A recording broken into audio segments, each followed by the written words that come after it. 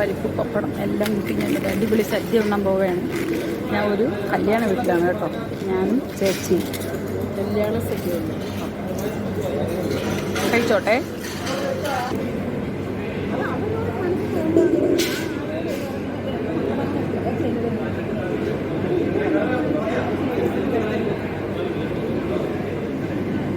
Hello guys, അങ്ങനെതാ ചുമ്മാ ഞാൻ പറയട്ടെ, അടപ്പായസം കൊണ്ട് എടുക്കുന്നു. അങ്ങനത്തെ കഴിക്കാൻ പോണം.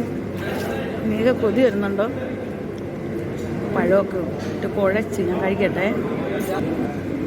ഇങ്ങനെതാ പപ്പടം നമ്മൾ മാറ്റി വെച്ചിരുന്ന് അതും കൂടെ ഇങ്ങനെ കുഴച്ച് പഴവും കൂടെ കഴിക്കണം. നിങ്ങളങ്ങനെ കഴിച്ചിട്ടുണ്ടോ? അടിപൊളി ടേസ്റ്റാണ് കേട്ടോ. കൂട്ടത്തിലുള്ള പഴം പായസം കണ്ടോ,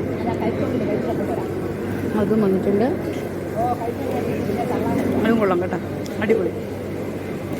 ഇതാ അടുത്ത ബോളി വരുന്നുണ്ട് കണ്ട.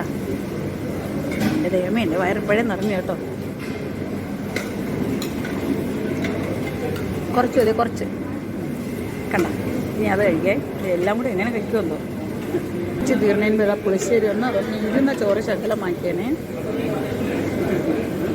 പുളിശ്ശേരിയുടെ കൂടെ ഉണ്ടല്ലോ അതാ ചിപ്സും കൂടി കഴിക്കണം കേട്ടോ. അവർ വയ്ക്കുന്ന ചിപ്സ് ഈ അടിപൊളി ടേസ്റ്റാണ്. പിന്നെ ആ മുളക് വറുത്ത് വെച്ചിട്ടുണ്ട്.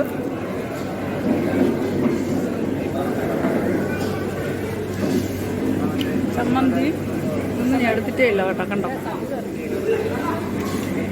അപ്പോഴത്തേക്കും രസം വരുന്നുണ്ട്. നമ്മുടെ വീട്ടിലെ പോലെ പെട്ടെന്ന് പതുക്കെ തിന്നാൻ പറ്റില്ലല്ലോ. രസം എന്താ, ഞാൻ കുറച്ച് കയ്യിൽ വാങ്ങിക്കുന്നു. മോര് വേണ്ട, മോര് ഞാൻ വാങ്ങിക്കില്ല കേട്ടോ, ഒരിടത്തും വാങ്ങിക്കില്ല, രസത്തോടെ നിർത്തും. അപ്പോൾ അതാ ഊണ് കഴിച്ച് കഴിഞ്ഞു. ചമ്മന്തിയും അച്ചാറും എല്ലാം അങ്ങനെയൊക്കെ ഇരിപ്പുണ്ട്. ഇത്രയൊക്കെ മതി എനിക്ക്. പരിപ്പോടെ നമുക്ക് നടന്ന് കഴിക്കാം, എടുത്തുകൊണ്ട് പോകാം കേട്ടോ. അപ്പോൾ ഇന്ന് ഇത്രയേ ഉള്ളൂ. അടിപൊളി സദ്യയായിരുന്നു കേട്ടോ. അവിടെ നമ്മൾ കഴിക്കുന്ന സദ്യ ഇഷ്ടപ്പെടുകയാണ് എന്ന് പറയില്ലേ നമ്മൾ. അത് ഉണ്ടാക്കിയ സദ്യ നമുക്ക് ഇഷ്ടപ്പെട്ടെങ്കിൽ നമ്മൾ ഇല എങ്ങനെ മടക്കണം അറിയാമോ? അത് അവിടെ നിന്നോട്ട് ഇങ്ങനെ മടക്കണം കണ്ടോ.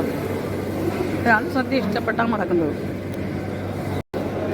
വീണ്ടും അടുത്ത സദ്യക്ക് എടുത്തിട്ടുണ്ട് കേട്ടോ.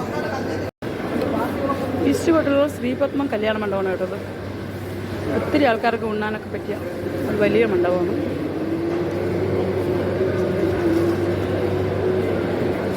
കേട്ടോ, കല്യാണ സമയമായി നമ്മൾ കഴിച്ചിറങ്ങിയപ്പോൾ.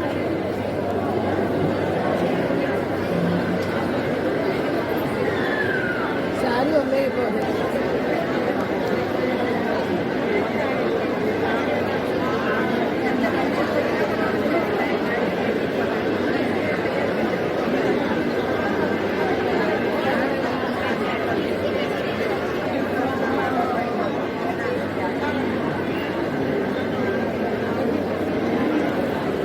ദീപ വലിയ അഹങ്കാരത്തിൽ നടക്കുകയാണ്.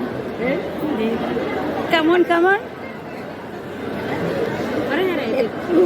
നിങ്ങളൊക്കെ കണ്ടപ്പോൾ കൊച്ചിരിക്കും.